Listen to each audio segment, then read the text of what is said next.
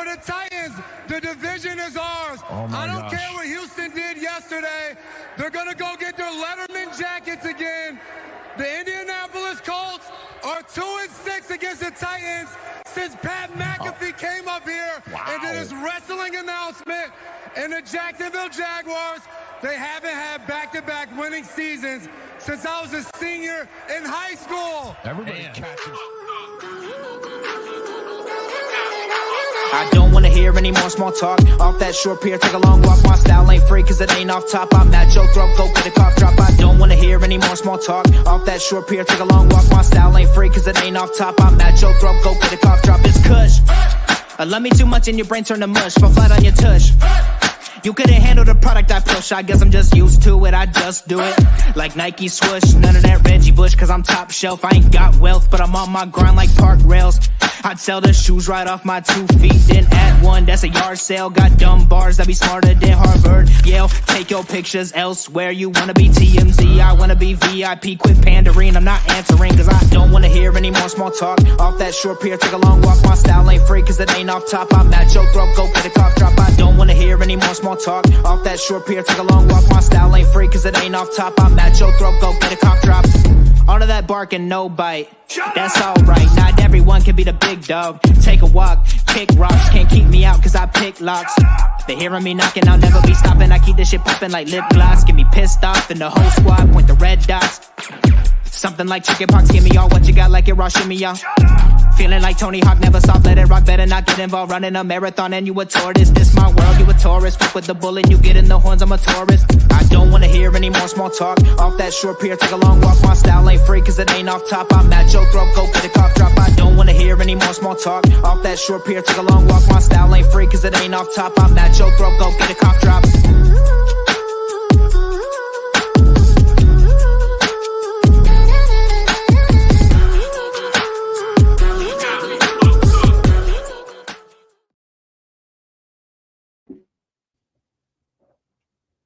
Hey, good evening, everybody, and welcome back to another episode of the Titans Fan Battle podcast, brought to you, as always, by the Fan Battle Sports Network. And as always, please remember to go like, comment, follow, subscribe, wherever you're watching us from. Make sure you visit us on fanbattlesports.com to get the latest news, articles, podcasts, blogs, not just from the Titans, but we have the whole AFC South represented there. And I'm Michael back again and got a new face with me. You want to introduce yourself to everybody? What's up, guys? My name's Tristan. Glad to be a part of the best fan base in the AFC South, that's for sure. Yeah, no doubt. We already got our first Titan up, so sweet. At least the fans ain't giving up yet, despite the records. That's right. That's right. Before we get started, I did want to send a huge thank you to all the new followers out there.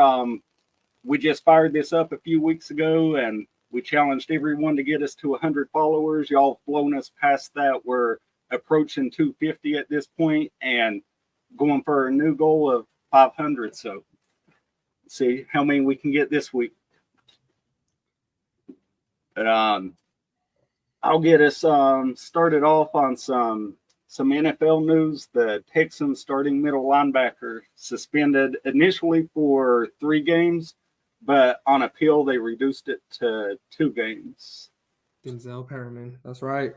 Yeah, you think that's how you think that's going to impact their defense this week, because they've been pretty stout. They've been stout for sure. I've watched. I mean, who doesn't watch a couple Houston Texans games, especially if you're a Titans fan? Yeah, and how CJ Stroud is performing right now, it's kind of scary. But what people don't realize is what's kind of holding Houston together is their defense. And I mean, being a captain on that team is a big part of growth. And for one of your captains to be suspended for, I mean, people don't realize. People say it's just 2 games, but right now it's crunch time. You guys got to buckle down, and hey, especially in the AFC South, anything could happen. In our division, it's always up for grabs near the end. Houston's never been, I mean, I don't want to say never been, but recently they haven't been able to find anything out, and they're looking scary. It sucks to say, but they're looking scary. Yeah. Stroud is looking like who everybody thought he was going to be for once. So an Ohio State QB ain't coming into the league and collapsing. Yeah.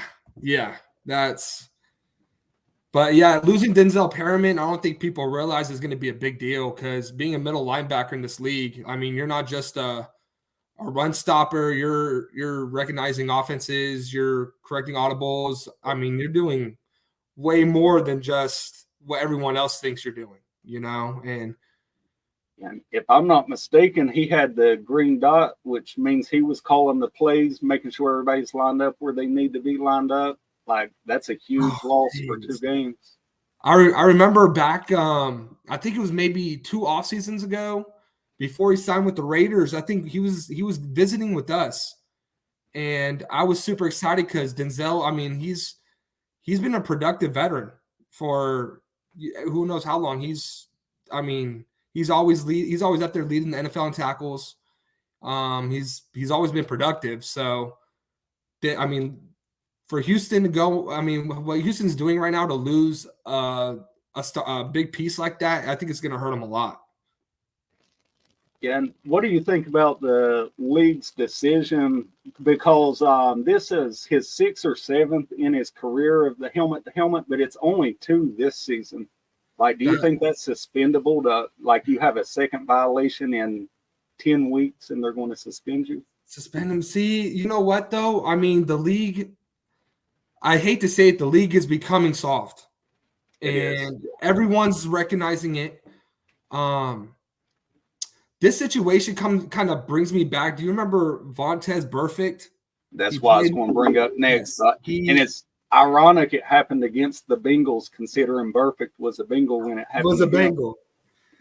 Yeah. So this situation is kind of bringing up like Vontaze. I know Vontaze got suspended for, I think it was actually like 5 games, I believe. Yeah. And but Vontaze is a lot. He wasn't Denzel Perriman's no Vontaze. I'll tell you that. Vontaze was a noticeably dirty player. So. Oh, without a doubt. He was crazy for sure. Yeah, but I know NFL players had the NFLPA meeting. They probably talked about the rules going over, and they have to realize that this league is becoming so substantially soft that you kind of have to expect something coming for those type of hits, which I don't agree with. Old school football, you throw it back to the early 2000s where Eddie George is meeting, or Ray Lewis is meeting Eddie George up the middle, Yeah. They're not just going to pull back. They're going full force, and I don't agree with how this league is coming down to it. But, at the end of the day, the NFLPA had meetings. They set standards, and if you don't meet that standard, it's definitely presentable. Yeah, and talking about those early 2000s, I remember a Jets game when McNair was out there in a walking boot. He couldn't even drop back or walk. His lineman was carrying him to the next line of scrimmage. I couldn't imagine anyone being allowed to do that today. Like, even if they were wanting to do that, the league wouldn't take that liability today. No, heck no. It's crazy how fast it's going down. And speaking about injured quarterbacks, what about Deshaun Watson, done for the year? Just when it looked like the Browns were starting to hit a groove, they have a big miracle comeback against the Ravens. Oh man, I was actually watching that game. Me too. Whenever you see the hit first, Deshaun's kind of shaken up, and he goes in the back, and he goes back in the locker room. When he comes out second half, no one would have thought what the news came out with. He went 14 for 14 in the second half, with a broken shoulder. That's insane. You don't hear about that, like that kind of stuff. And with Deshaun Watson's past, people are probably calling. Who knows what people are thinking of him right now? Especially in Cleveland. But the news came out a couple days ago that he broke his shoulder, and in this time in the season right now, that's huge. Especially, I mean, not even for the Titans, for people that are in the hunt, because I think all AFC North teams are in the playoff picture right now. Houston kicked one of them out. I forget which one got booted. It may have been the Browns got booted out. That's right. I think Houston did boot one of them out. I hate to see that, but I think it's honestly favorable for people that are in the hunt, because that offense without Deshaun Watson, they won one game with PJ Walker in the back. I mean, and I think I don't think PJ Walker threw for a touchdown that game. I think he threw for 2 interceptions, and they relied all on that defense. So that defense is really going to have to step up. I mean, their defense is one of the top 5 in the league right now. I mean, I think they're actually the top defense in the league. I think so. So, I mean, and I heard that they're going to start DTR, right? Yeah. Yeah, and I mean, DTR has all the intangibles to be a good quarterback, but if you guys watched him in his first start, it did not look pretty. And I mean, they lose Chubb the first half of this season. Now they lose Watson. Like, their whole offense is just gone. Oh, I know. And Jack Conklin. They didn't even have their freaking. Oh, yeah, former Titan. I know. Oh, man. I hated when we let go of him. And I mean, him and Luan were at times talked about the best offensive tackle duo in the league, and the good old times, baby. Yeah, them two and Ben Jones and Nate Davis and Saffold. Yeah. Had the top line in the league, and let every one of them walk away. Yes. And now, I mean, look at where we're at now. I don't even want to say it. Man. Speaking of where we're at now, shift gears to that Bucks game and look at what went wrong there. Man, I was rooting for the Bucks. It sucks to say, because the Bucks have been a powerhouse in the AFC for the past, I mean, ever since Josh's sophomore season, you know. It sucks to say, because I wanted Denver to lose that game so we could kind of be in the same race as them. People don't realize, people are like, oh, Tennessee's out of playoff contention already. People don't realize Jacksonville was in our same line of wheelhouse last season. They were 3-6 last season before they went on that big run. And I think Vrabel came out and he publicly said, hey, I don't care about a record right now. Jacksonville was 3-6 last year, and look what they did. So I really wanted Denver to lose that game just so we could be, because now Denver's looking scary. Yeah. Russ is looking like they found their footing now. That's right. Yeah, and another thing, when we benched Mariota and put Tannehill in, we were 2-4. Then we ended up being 3-6 after that. And Vrabel gave basically the same press conference. He said that he ain't worried about any positioning, that he's trying to get back to 500. When we get to 500, we can look around the league. So I mean, that's basically what he said here again. Yeah, Vrabel's a different talk for a different day, man. It's getting there. But I mean, watching the Bills, man, you know, people are talking about how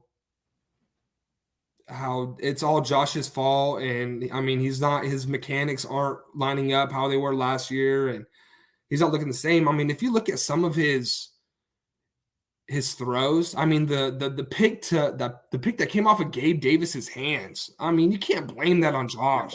No.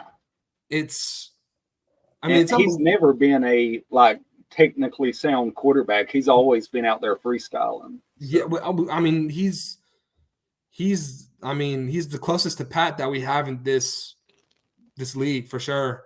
But and he's never been the most accurate. I mean, I'm not saying that, but I mean, he's a freak of nature. He's 6'6", I think he's like 240, 250. I mean, he moves like a running back too sometimes. Yeah. And for people to already throw the Bills under, and I mean, it's crazy. I know they just fired their OC too. And to do that, in the middle of the season is, I mean, I think that's bizarre.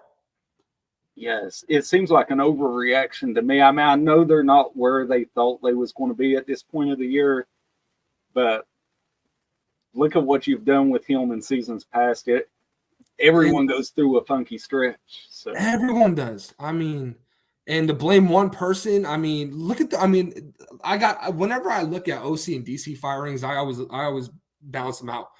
Has the offense been better than the defense? Have they been balanced? Does the defense been, their defense isn't much better. So, I mean, I don't know what, I mean, you let Russell Wilson come out and he looked like his vintage self. Yeah. You know? So it's not all the offense's fault, but I mean, they've had their woes, they've had their so I mean, it's all that front office's decision, but I think that they made a big mistake. Yeah, I agree. I think it was an overreaction. Like, at least give him. We gave Downing through the end of the season. I mean, surely they could have gave him through the end of the season. Yeah, I mean, it's good that they had a backup like Joe Brady. Yeah, but I mean, we all saw what Joe Brady did in Carolina. Yeah, I live in North Carolina, so I saw it up close and personal. Oh man, oh yeah. And so it was. Bailey's wondering if you have something you want to address on Mike Vrabel. Mike Vrabel, man, I don't even want to say anything about Mike Vrabel right now. That's a different topic. I could go on and on. People love Vrabes. He's what I call a player's coach. You know, players love Vrabel, but I mean, at the end of the day, you have to make decisions on not hiring your best friend as the OC. Yeah. Well, he's never, for either coordinator position, he's never went outside of his assistants and interviewed anyone. Both defensive and offensive has always been promoted through his friendship. So, yeah, absolutely, absolutely. And I mean, I love Vrabel. I loved Vrabel as a coach in the past years, but recently I'm starting to realize, like, is he really a good coach? I mean, you have Treylon Burks, D-Hop, DH, and you are seeing a quarterback like Ryan Tannehill throw 2 touchdowns, 6 interceptions, when you have a young gunslinger like Will Levis that we kind of knew was going to be our bread and butter. We're not – I mean, you don't go out and draft a quarterback in the first or second round not thinking he's your thing. Yep. You know, and Ryan Tannehill, I think, is going up to the late 30s in age, and don't get me wrong, Tannehill has probably been, in my eyes, the best quarterback Tennessee has seen for our franchise in a long time. Yep. I mean, Kerry Collins had one good year for us. Other than that, I mean, you got to go back to McNair. So. Yeah, I mean, since McNair, I mean, yeah, that's all I could think about. I mean, McNair, I mean, we had Jake Locker. He wasn't really a stud for us. Marcus, he had that one good season but I mean, was it Marcus's good season or was it Derek's good season? Like, you can't really throw it out there. So, and even during that season, we had a coach get fired. That's how Malarkey ended up coaching us. So. That's right. That is right. Mike Malarkey. Wisenhunt's exit. So. Oh my God, I remember Ken Wisenhunt's era. Man, yeah, crazy era what we're in now. But looking back at the Titans and the Bucks here, I mean, more red zone struggles. We went 0 for 2 in the red zone this week. The first drive looked promising, gets down to the 9-yard line. We kick a field goal. Then late in the fourth quarter, we get down to the 6-yard line and kick a field goal in a game where we need 2 touchdowns. I mean, do you think do you see any way to fix this red zone offense? I mean, I say it's our OC. I watched that game and I go back to it. We're in the red zone. I don't see Derrick Henry out there. Yeah. You see Tajay out there. Yeah, Tajay's a young stud, but you have the king you have the king on your roster. Why aren't we using them correct? And to get down to the 6, I think it was 4th and 1, 4th and 2, where he decided to kick a field goal. Derrick Henry's going to get you 2 yards. And the thing is, we had 3rd and 2, and so if you're thinking you're going to go for it on 4th down, why not run the king on 3rd down and set up 4th and 1? So it's mind blowing, and I know we're not the only Titans that think this too. But it's getting to the point to where you see the frustrations. I don't know if you saw that video where Derrick Henry's looking at Mike Vrabel as Mike Vrabel's walking across him, and he just stares him down. He just stares him down, and I'm thinking to myself, I'm like, okay, so we didn't trade Derrick Henry when we could have got some value for him. Offseason's coming up. He's going to be a free agent. Are we going to re-sign him, or what are we doing? Because I think that we re-sign him for 1 year, and the only reason he's second right now in the league in rushing, he's going to go over 1,000 yards again, which will put him somewhere around 700 to 800 yards of being the all-time leader in franchise history.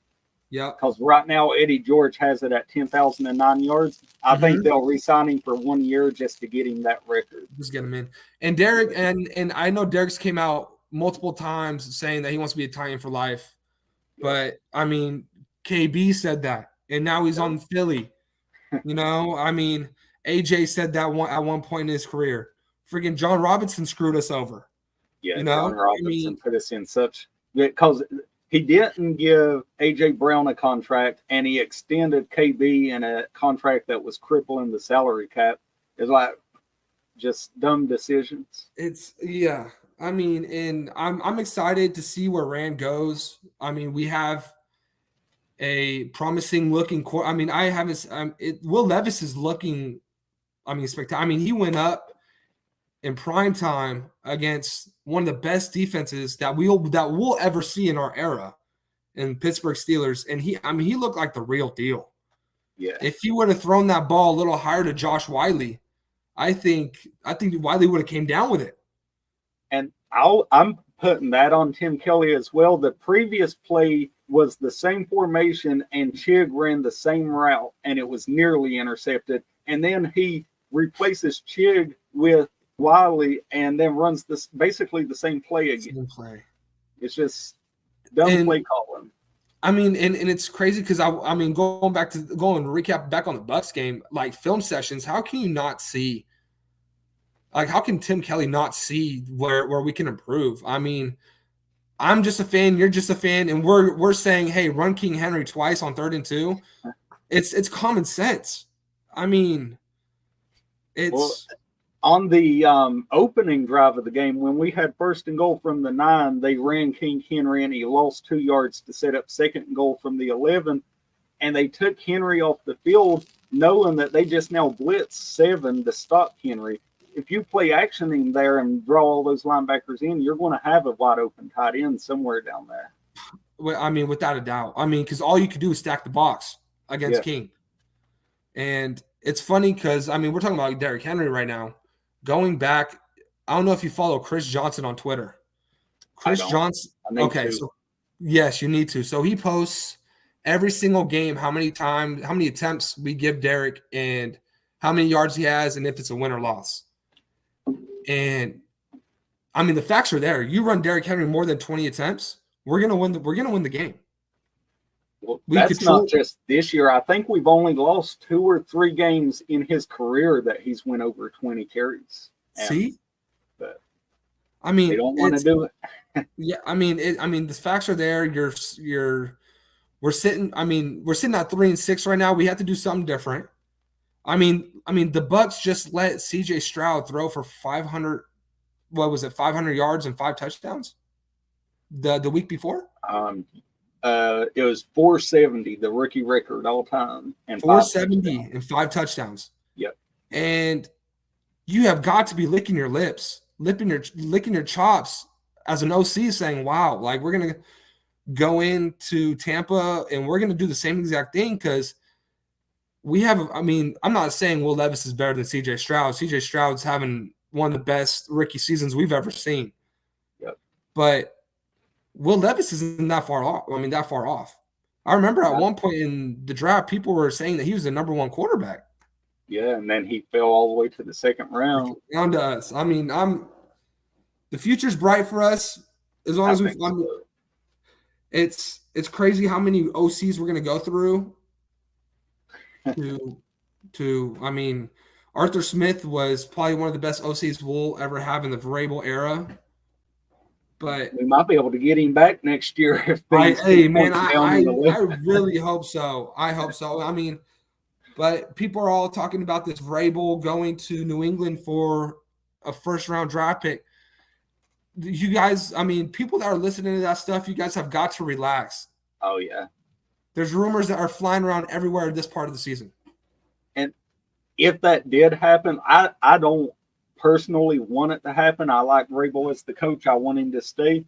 Mm-hmm. But if we finish this year with a top 10 draft pick and that does happen, the Patriots are the only AFC team worse than us. We could end up with 2 top 5 draft picks in that case. Without a doubt. And I mean, that just leaves us room to get Marvin Harrison Jr. Yep. And we get out. We could get, I mean, there's so, but here's the thing is people are saying that we need to go offensive line first round, second round. People don't realize this offensive line class is so deep. So deep.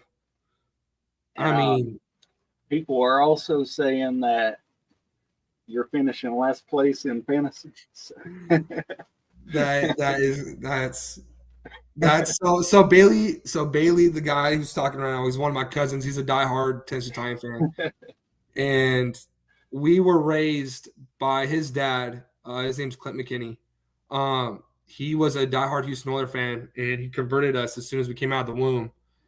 And since then, it's been Titan Nation. I mean, Titan up, Titan Nation. I mean, we're Titan fans.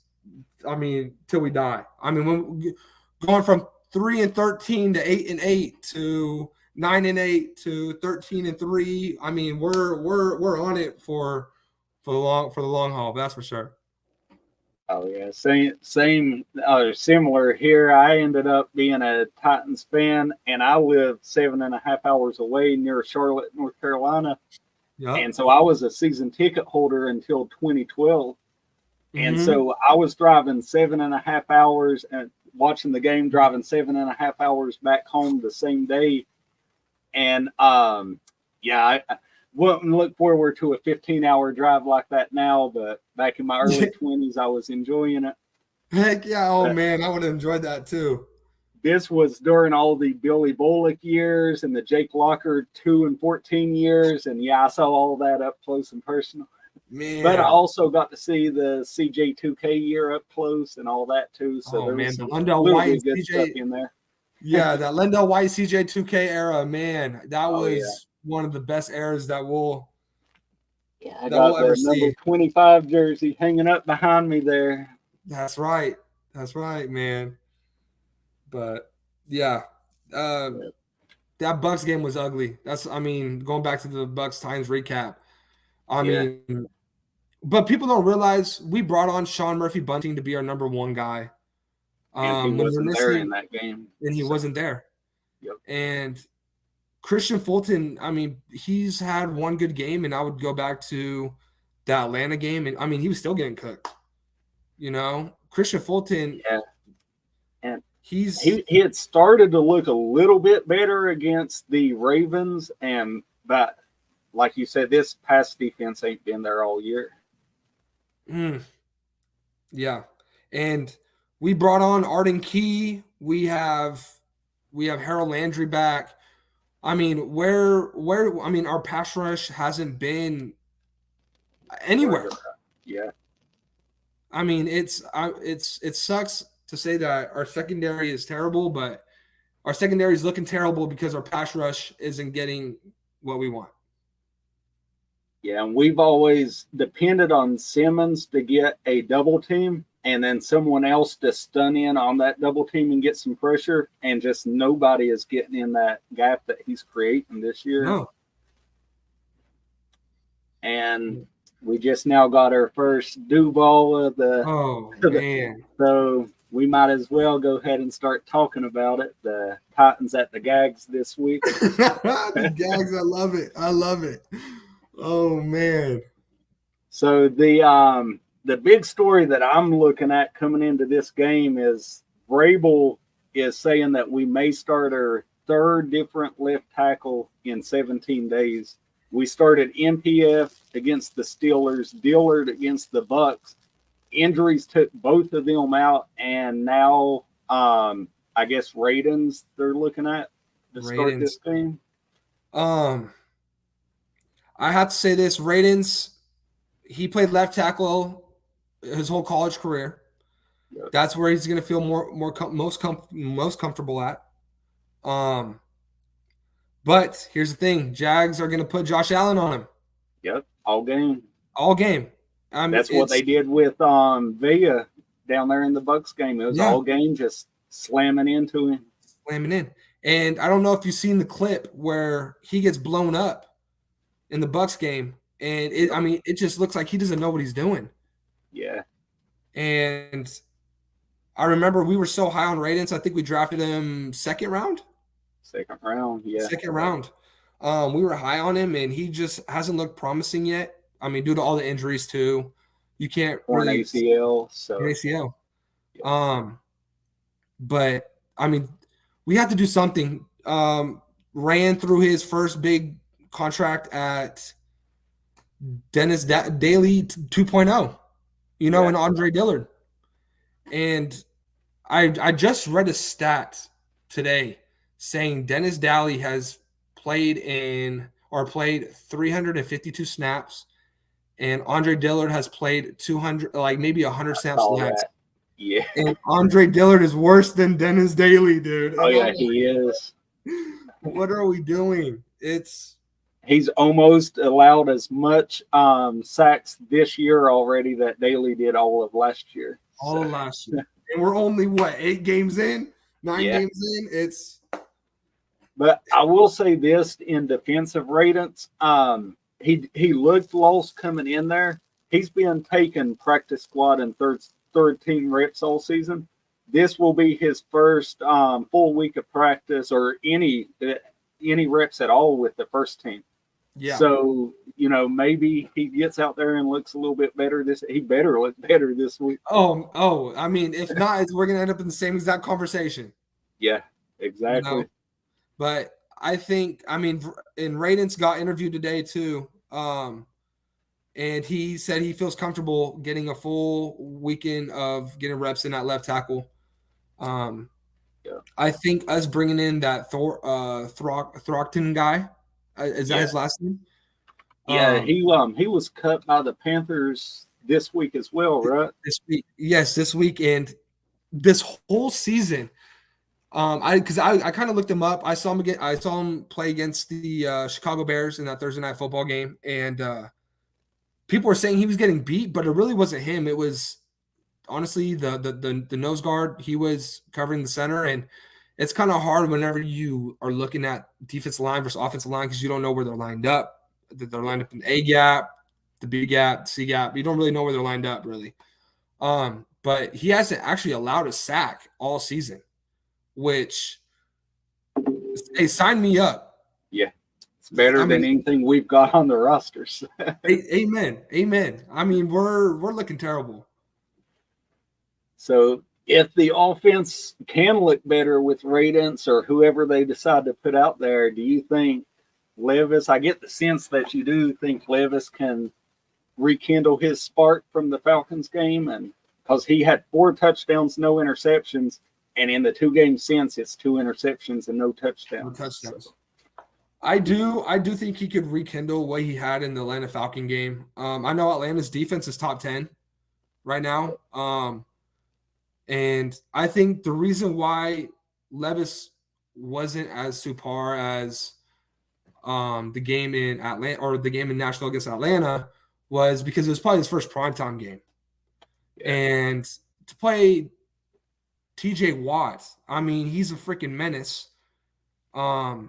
I don't know if you guys ever seen that photo of him after he got that sack with his helmet off. I mean, he's just a man amongst boys, and he looked promising in some areas for sure. One thing that I like about Levis is you never know what you're going to get out of him. There could be a busted play like that Nick Westbrook-Akine touchdown that he threw against Atlanta off of his back foot, rolling out to the right, and he's throwing to his left, cross body. I mean, we've never had a quarterback that could do that. Yeah. And I'm really high on Will Levis. I have been since we picked him up in the draft. I know people said he had ugly stints in college or off-season program, but hey, wake up! We don't have any better. Malik Willis ain't it. I got his jersey on. He ain't it. The thing that I think gives me hope for Levis and the offensive line this week, the Jags are bottom 5 in overall pass defense, and they're also bottom 5 in the number of sacks they've generated this year. So the Steelers and the Bucks both had solid pass rushes. The Jags, they're not going to get there in the same way. And so if that offensive line can even be decent, then Levis is going to have a chance to push it downfield this week. I think he's going to air it out, and I think he's going to wake up and realize that D-Hop is – I'm guessing D-Hop's getting unhappy. DH is getting unhappy. I think Tim Kelly's going to open up the playbook to where we're going to look like it was against Atlanta. Jags are coming off an ugly win. No, I can't. I can name, of course, but I don't think they have anybody outside of Josh Allen on that defense that is really considerably talkable. And what I mean by talkable is we don't even need to bring them up because they're non-existent. Yeah, and as many 200-yard games as Henry has had against the Jaguars, I would come out the first play with a play-action rollout and take a deep shot to Phillips because they're coming at Henry and doubling Hopkins. So go to Phillips in single coverage and back those safeties up right off the bat. Oh, I'm down with that. I am down with that. I know. Are you super high on Kyle right now? I was super high on him until he just kept fumbling. And then I got super low on him. But these last 2 games, he led the team in receiving both games. And so if we can not put him back there on punt returns and let him get us 60, 70 yards a game, I'll take that from him all day. Oh, amen. He's starting to turn out what we hope for him to turn out. Yeah, I remember him coming out of hands. You put him on a slant or something, he's going to catch it. Oh yeah, and he's always been that guy. Even going back to his UCLA days, he's always been that guy that he doesn't care if he's going to take a hit. Yep. He's going to come away with that ball. So I'm super high on Kyle. I know Treylon didn't practice again today due to the concussion. Yeah, it looks like he's going to be out. That's him and Dillard are only 2 starters that ain't practicing. So, it looks like those 2 are going to be out again this week. Yeah, it would be good to have Treylon. I know he caught that deep ball against Pittsburgh, and he ended up being out, and that's the hit that he got concussed on. But people don't realize how big Treylon is to this offense because it will open up D-Hop. Yeah, because you at least have to guard Treylon Burks when he's out there. That's what I'm saying. Yeah. Yep. And no shade to Westbrook-Akine. He kind of reminds me of Tajay, you remember Tajay Sharp? Tajay Spears, Sharp. Tajay Spears Sharp. Is the new Tajay. Yes, yeah. We always bring in some Tajays, man. Yeah. Tajay Sharp. He reminds me of Tajay Sharp, where he's not the best. He's gonna do what he needs to do. Yeah. He's not a dog, but whenever and people are already talking down about Treylon, and you can't judge. I mean, he's only in his second year. Yeah, it's just the injury. People are tired of seeing him on that injury report. I get it. I get that. It is what it is with that. Like the concussion, you can't hide those no more. The NFL is pretty strict on it. So without a doubt. But you got any predictions? What you think's going to happen this weekend? Man, I've had so many predictions that went south. Pretty much all of them for me this year. Oh, all of them, man. My one prediction that I hope this is my big hope prediction that we come out and we run Derek more than what we have been.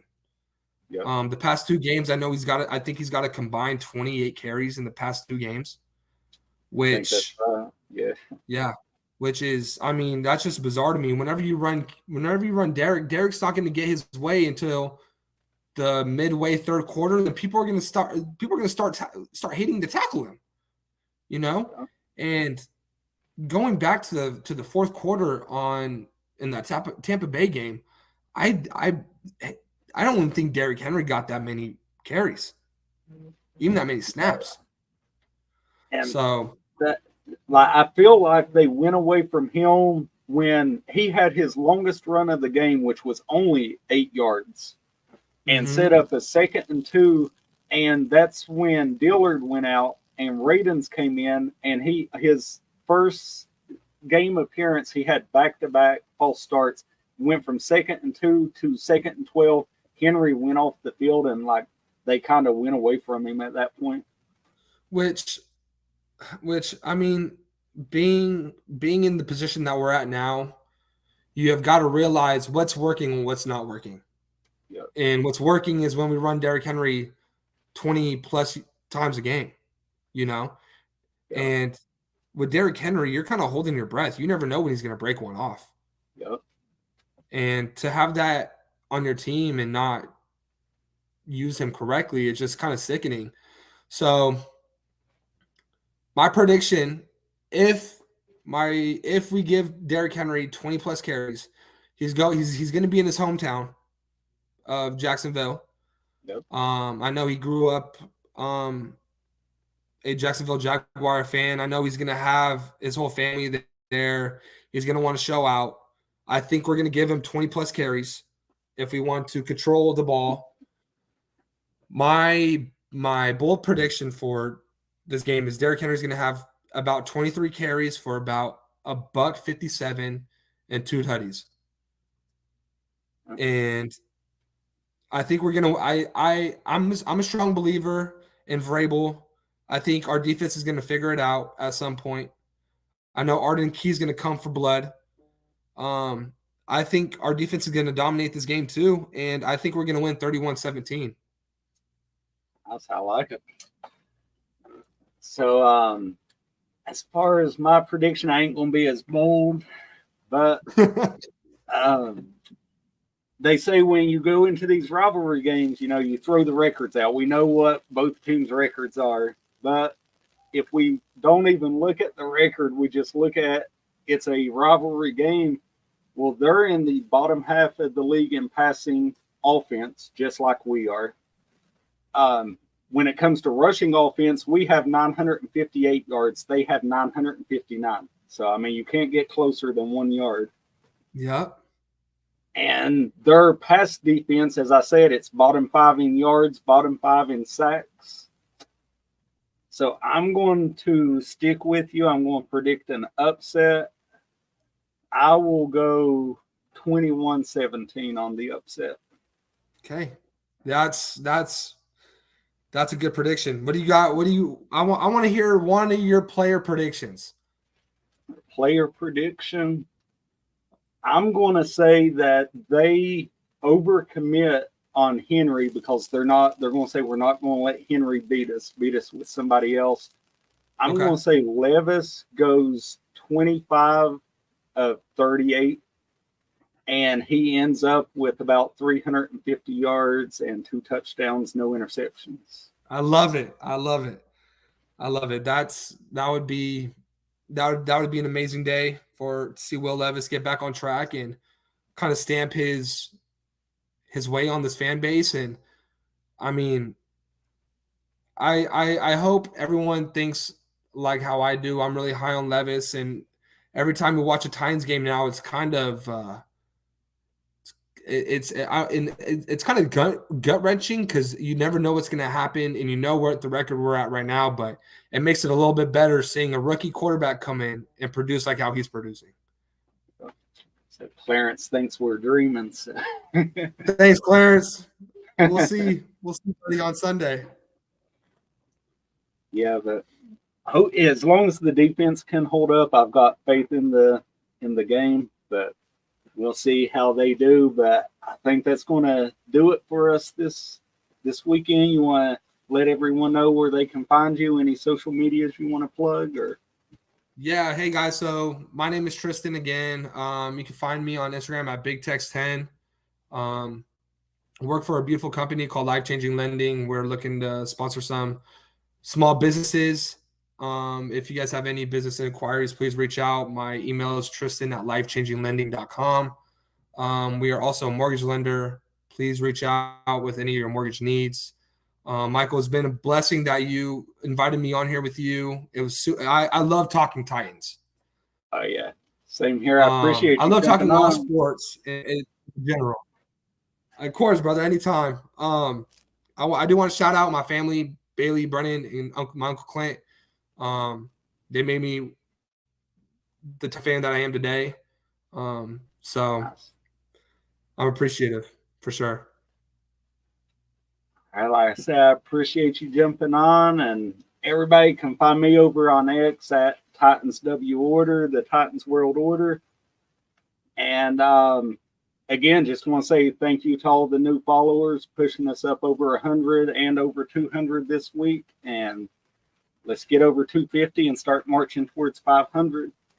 But everyone, don't forget, like, follow, share, subscribe, comment. And not just our podcast here. Like I said, we got over at the Fan Battle Sports Network, we got all AFC South teams represented. So go follow them as well and find out what they're saying about us. I'm sure it's nothing good compared to our record this year, but still, they might have something interesting to say.